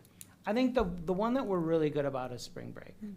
And winter break is just, I was going to say, it's been pretty close. it's pretty close. Yeah. It's And certainly Thanksgiving. Yep. All right, moving on to other things to be thankful for, our exceptional staff. Thanksgiving. So there's two objectives there about an inclusive work environment that fosters open communication, collaboration, growth, and support to promote high levels of well-being, as well as recruiting, retaining diverse staff representative of a global society. So in terms of our annual goal last year, really focusing on team development, teams assessing themselves using best practices to make sure they're highly functioning teams and collaborating well. And also looking at our best practices for recruitment and retainment of staff, including diverse staff. And so what we did last year was we developed a process for teams to evaluate themselves based on their working agreements, and that's a standard operating procedure now. We updated our hiring process for staff to reduce bias. We also evaluated our staff survey data in terms of retention. What's the most important things to our staff? And I will tell you, salary is not number one. But we've also been working, as you know, on updating our certified staff salary schedule. That work will continue. We're continuing to look at that recruitment and retention of diverse staff. I think the salary schedule update, if approved by the board, will certainly help. We're also looking at our evaluation process for our support staff, making sure that's up to date and eliminates bias as much as possible. And then we're really spending time looking at the diversity across groups in terms of to guide our recruitment and retention. And we're going to conduct stay interviews with our staff who are racially and ethnically diverse, and help them teach us what helps them want to stay here and continue to work here. What are the things, and to use that to guide our work. I think that's great, that.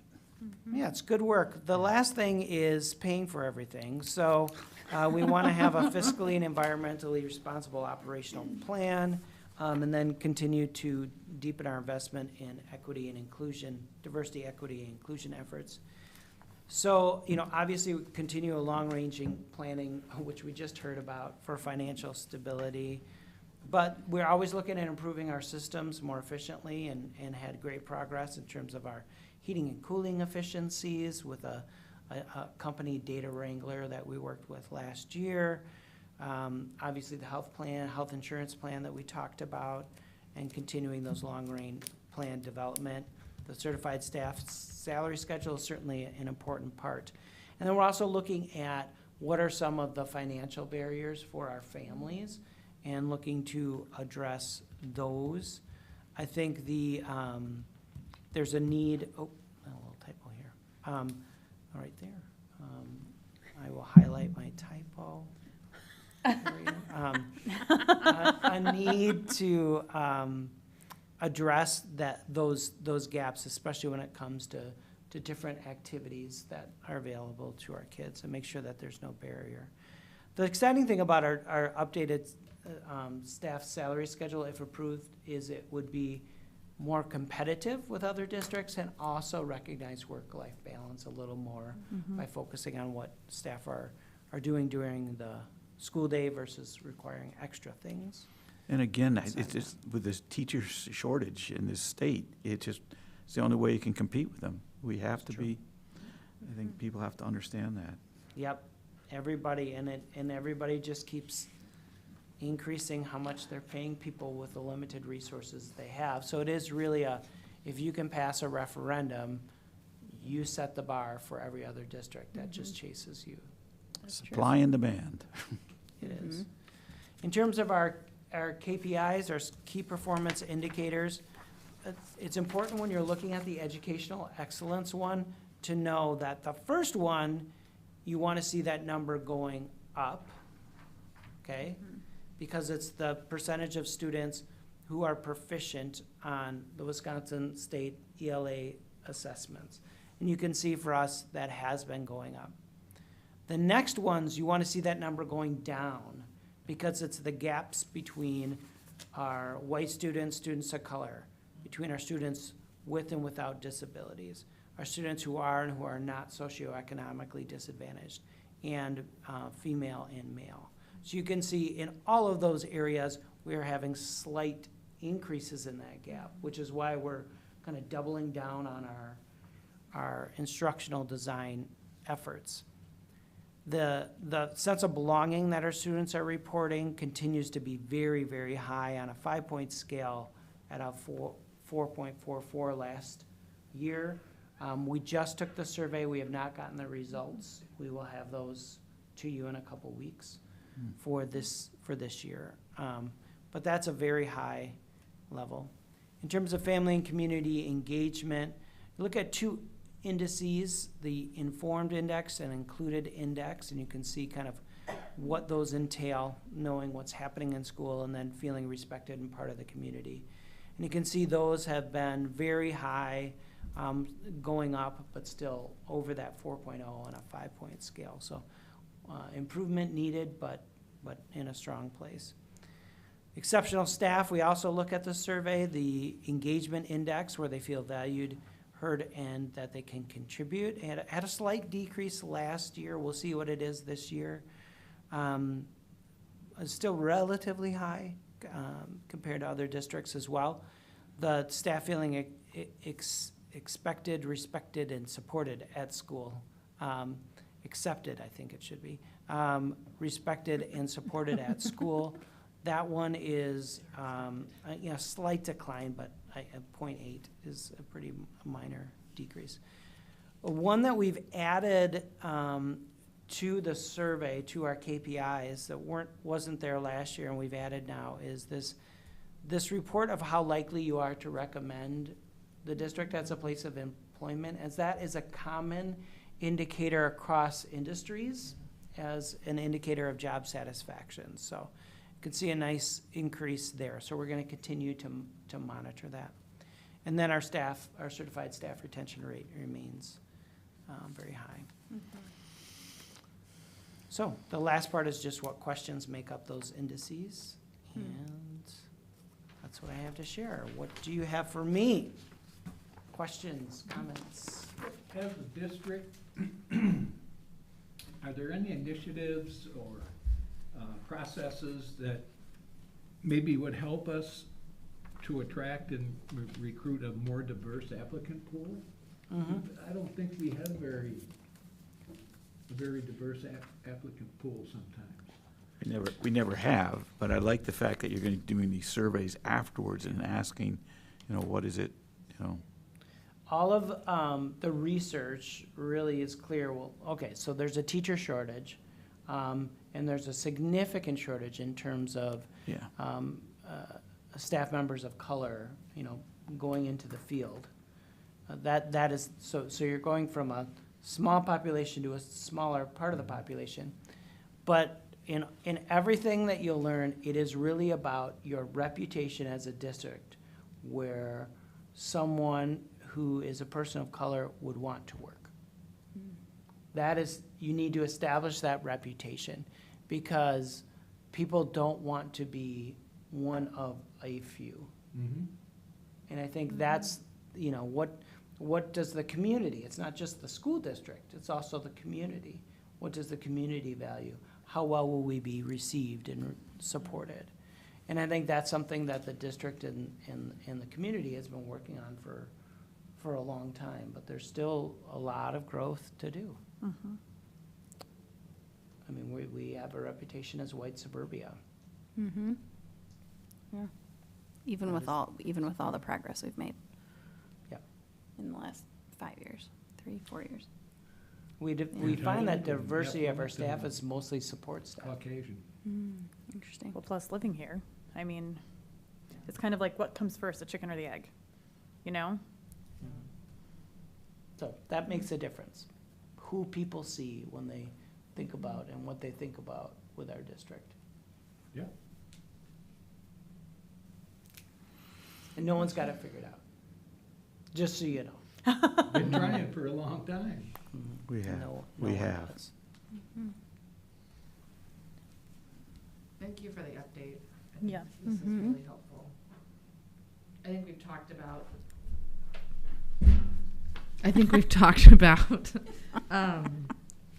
different pieces of this in different ways, and I like just having to see it all kind of brought together is helpful. So thank you.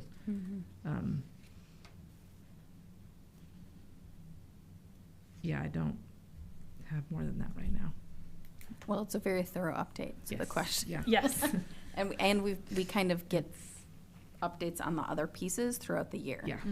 And especially with the school improvement plan, so So this will be on our website. It will be in the newsletters that we send out. Once I correct my couple typos that I missed. I thought like was the odd really others. responsible. Yeah, Mhm. it's Yeah. a new thing I'm working on. So it's important. I think it's nice to have, and so people can see over time that aren't listening to every board meeting, the few that aren't, can know. And we never had these. We've never done these. I mean, Correct. This is the first one. So I think I think, Aaron, you've done an amazing job, you know. And it's kind of our compass, as it were, where we're going. Yes, And I think it's great, and we keep learning from it, and we'll keep on tweaking it. What do you say, next summer? Mhm. And that's great.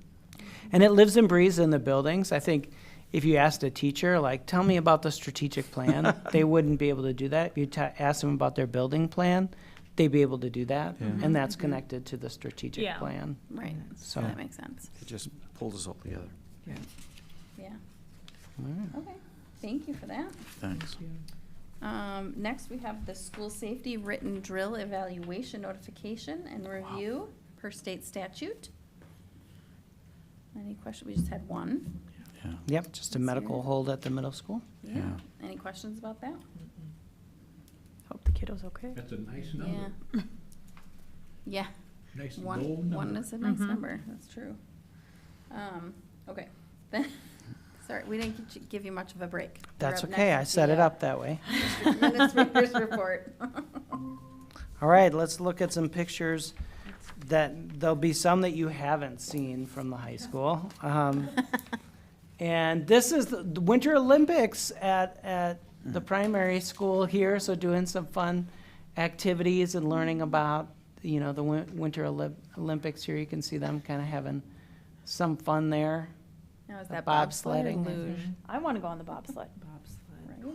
Well, good luck with that. Think so. That kind of bobsled. Maybe. That one looks fun, so kind of a fun thing there. We talked a little bit about explicit instruction, so you can see it living and breathing at the Wabisa staff lounge. So they set up these little spots with some food connecting to the topic of explicit instruction. So a very clever idea from a couple of our staff members. Kind of fun. And that amazing assembly, you know, those happen across all their buildings, and I appreciate that they are sharing this with us at Wabisa. The fifth grade students led it a little bit with of course, Casey Rulin's leadership and at that assembly. So the class sang the school pledge and talked about growth mindset as a thing to recognize, which interestingly, the high school staff were just talking about growth mindset during their professional development day on Thursday. So Wow. if you'd like to talk to me about that, I can help you understand growth versus fixed mindsets. Of course, a little shot from Oh, Oh, There Honk you go, Aaron. here's my boy. I mean, Junior. they weren't having Yes. any fun at all. It Yeah. was so good. was so good. So good. It really was. Like, It really amazing. was. It was just positive and yeah. happy and Like, it definitely made your heart feel warmer when you, like, it just, Yeah. everyone looked really happy doing it, and it looked effortless. Like, it just, Did they record it? Like no, I video don't think record it? so. Oh. I don't think so. You can't even imagine how many hours they oh, put in from I, October to Yeah. opening night. so It was good. amazing. Yeah. And it was through the flu epidemic, and Oh, yeah, that's right. you had people getting sick, and We did. yeah, It I had- thought it was great. Yeah. And Yeah. you weren't biased. No. Yeah. Good Yeah, for you. yeah. Not at all. Good for you, Grandpa. For the record, that you have said it was great in previous years as well. True, Yeah. true. We're on the record. Just this one was the best. I do think, I mean, it really did fill your soul. Yeah. Like, you know, if you watch the news, this was like the counterbalance to that. And I was like, oh, Aw. yes, the Yeah. world's okay. Yeah. We're all okay. Yeah. Speaking of great things, Club Unified at the middle school did their annual bowling activity together, so great Incredible. picture Incredible.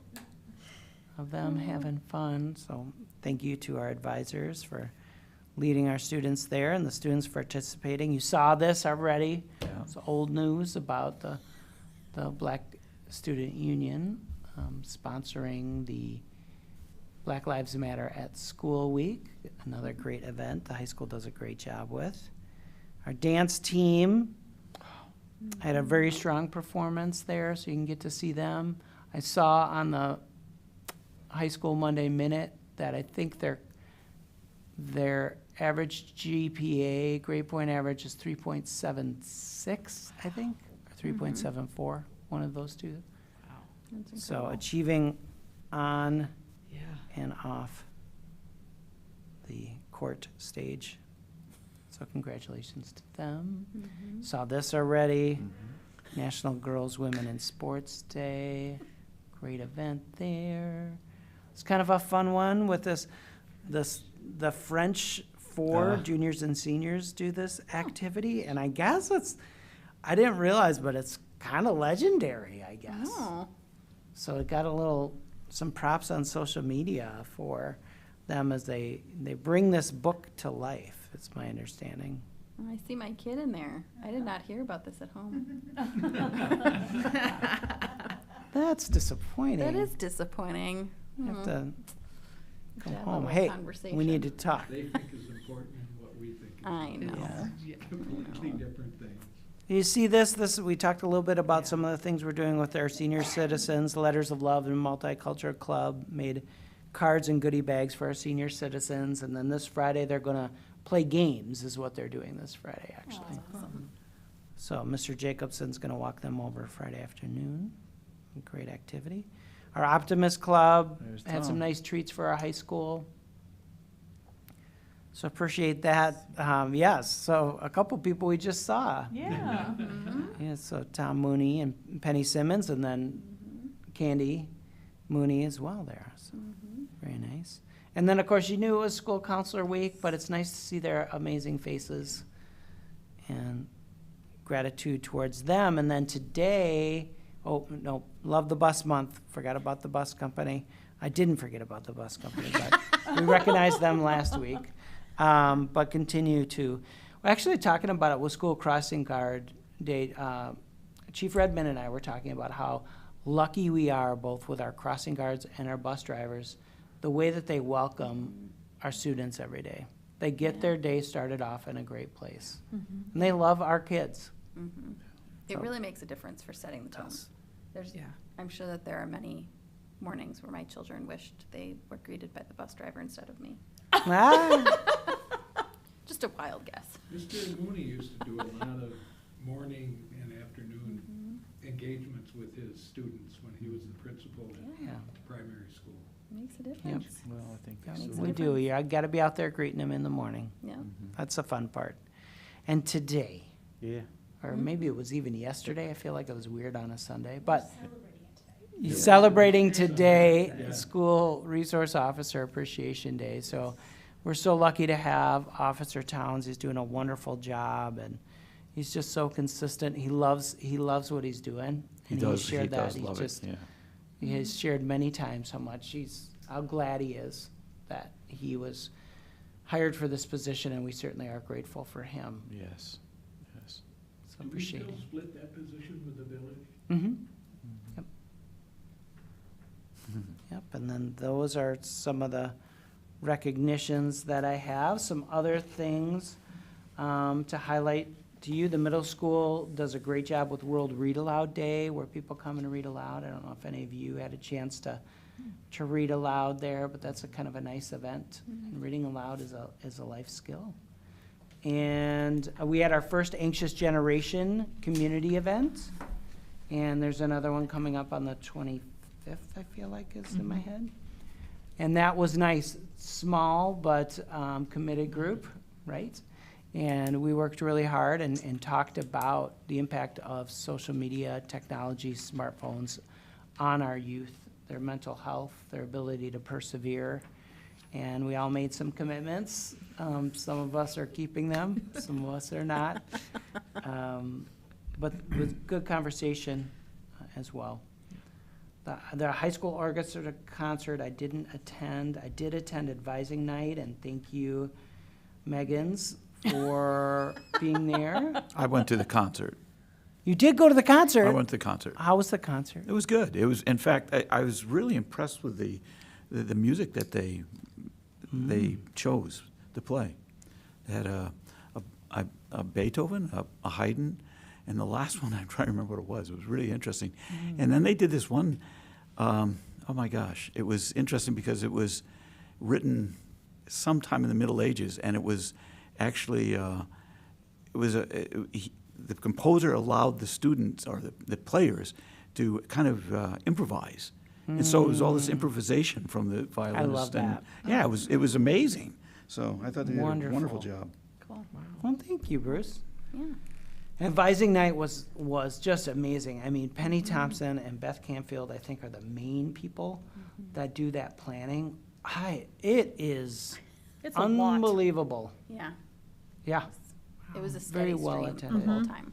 Universities, employers, all of the staff, departments, clubs. I mean, it's a great event. I And was then really shocked information how- sessions. Sorry, go ahead. I was really shocked how they walked around with snacks. Yeah. Like walking around, if you need a drink, you need like popcorn or gummy bears, and I mean everyone had candy, obviously. Right. But no, it was fun. That's that extra touch. Mm-hmm. Yeah. They thought of every detail. It's They did. really impressive. Mm-hmm. I just think, just wish my kids would have had that kind of an experience, and I would have had that when they were in high school. One thing that struck me was how many questions we got about the youth apprenticeship program. Yeah, that's Ah. true. Yes. Mhm. Not only, people that were interested in having their kiddos be part of it, but also Mhm. businesses wanting to bring on youth apprentices, which I thought was pretty cool. Mhm. Those that have had our kids before Mm-hmm. Yeah. tend to Yeah, Yeah, try to for sure. recruit Yeah. they do. Yeah. our kids as well. We Yeah, still we- have the strongest program in Dane County. Right, I was gonna say, we're setting the standard there. Yeah, and I appreciated our table placement too. I mean, Yes. it's kind of a Yeah, thank you, silly Angie. detail, but that was a big deal because we really were able High to like traffic. see a lot of people come in. And it was funny because one of the families that we talked to for probably 15 minutes was, we went to the Overture last night and they were sitting behind us. Oh, So it was like a really fun way to connect. We were like, oh, we know each other now. were these the Yeah. ultimate Oh, frisbee? fun. Like the robotics? No. Oh. No. We did, I don't remember exactly what we talked about anymore. Oh, okay. No. It's Okay. a family of 3. So, yeah, it was fun. It was good. Well, Yeah. I think it was a great idea to have Mm, a table. That was a new thing for us, yeah, so thank Yep. you. Yeah, Yeah, we thank should- you. It was also that same Yeah. night was the open house Oh, at that's the right. primary school. So you Yep. think it was busy here at the high school. It's a lot bigger parking lot at the high school, I'll tell you. It's hard to get a spot at the primary school. That school really shows well. I know. Yeah. They It all was do. They well all do. attended, Very and Meredith provided popcorn. Amazing. Served a lot of popcorn. Thank you, PTO. Like, we had a line out the door, like, it was good. on. There was a lot of sweat going on. It was Oh, nice. very happy, very smiley kids, and it was very cool to see them happy to show off their space. Yes. Aw. That's the Just- funnest part. Yeah. I don't It's think we fun. give it enough credit, or I maybe had not given it enough credit of like, oh, this is like their space and we get to like be in it and they're showing it all. Like, Yeah. it was very heartwarming. It's one of the reasons why they've moved it to later in the year, is so that students have that sense of comfort, pride, and confidence in the Yes. space. Yeah. Earlier in the year is nice for the parents, but the kids are still not sure. Yeah. So I think the way that they do it, and the teachers are so delightful. I did not get around to everyone because I was too busy chatting with people. And they're just so happy and positive after working a very long day. Yeah, that's So, true. really impressed. Actually, we actually got feedback at advising night from people who were coming from Nice. primary school saying how great it was. Yeah, it was. Yeah. That's why everyone should have their kids come here. Yeah. Just saying. Open enrollment. We've got space. Right, yeah, got I'm sure space. they're all watching the board meeting. Um, Basing their decision on the board meetings, Yeah. for sure. Recognize our staff also for preparing for conferences. Those are very intense, and so this is a challenging time in the school year, and they're adding that on top of their list as they partner with families. We had professional development last week. We had some social emotional learning professional development, those foundational instructional practices we've talked about, a lot of content collaboration. This was also one of the curriculum council meetings where K-12 teams get together and collaborate and align their curriculum. The compensation committee has continued to work. I believe they have met for the last time. So the next step will be bringing forward to the board a proposed new schedule. I want to recognize Thanks. the Hope Squad here at the high school. They put together some lessons for the advisory here for all of the students at the high school, just about mental health and suicide awareness. That just is important work. So grateful for them.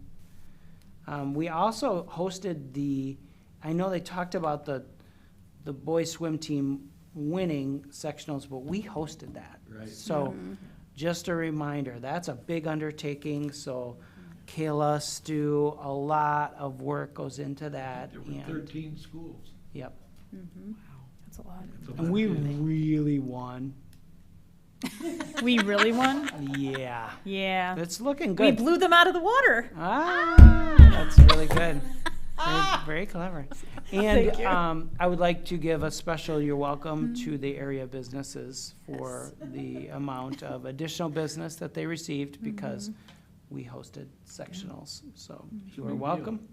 Yeah. Any sectional event is Brings a in a lot boom of to the people. village, for Yeah. sure. I mean, any It is. multi-school It event. is. I wanted to recognize our school social worker at the middle school, Lauren Noriega. She has done all this work to make sure that we have a new service on Mondays at the middle school, Dogs on Call. So therapy dogs are coming into the buildings on Mondays for a couple of hours. Wow. Can I come Work visit? with our kids. Really? I'm Yep. afraid- That's cool. Neat, Oh my God, I just need all the neat dogs. things. Upcoming events, what else is going on? We talked about School Crossing Guard Week, we've talked about Community Week, you've heard about that. The 17th is the Lunar New Year, and it's the year of the horse, which is a time for progress, prosperity, and opportunities for achievement. Very good. Sounds like a strategic plan. Like school-related. Of course, we have President's Day. Ramadan also starts tomorrow. An election tomorrow, An election tomorrow. primary election. Election tomorrow. The McFarland Schools Equity Collective meets on Wednesday night, and we'll be starting at the library, the public library, to look at the Unjust Deeds exhibit about racial covenants, and then we'll be discussing that. You're all welcome to join us for that. The Jazz Ensemble concerts also that evening. We have incoming kindergarten orientation on the 20th. That's that time of year. In addition to what I talked about with the equity collective meeting on Wednesday, there's also a presentation this weekend, the 21st, at 2:30 p.m. The State Historical, or the Dane County Historical Society, right? Yep. Is presenting about explaining a little bit more about the exhibit. And I've seen that presentation, it's very good and worth attending if you can make it at 2:30. And I believe it's Saturday. George Washington's birthday is coming up. The Youth Unity Summit's the 26th. The Anxious Generation I mentioned is 25th. Another incoming kindergarten orientation, the 26th. Also, the Middle School Family Fun Night. And the Orchestra String Fling concerts that following weekend. So a lot happening before we meet again. Do any board members have any other recognitions for us beyond what I have shared? I have one. It's maybe a little belated, but but you know, as when our legislators recognized Aaron for his annual or for his award, I realized today that we didn't recognize Casey Ruland, who nominated him. And so thank you, Casey, for doing that. I think nice. it's important that our staff and, I mean, anyone is just noticing the good things that, you know, their colleagues are doing. And so, so I want to apologize for not including her in that event on Monday. But just wanted to give a shout out because that's, I mean, everyone needs to be recognized for good work. So That's nice. thanks, Casey. Yeah. Yes. Thank you. Anyone else?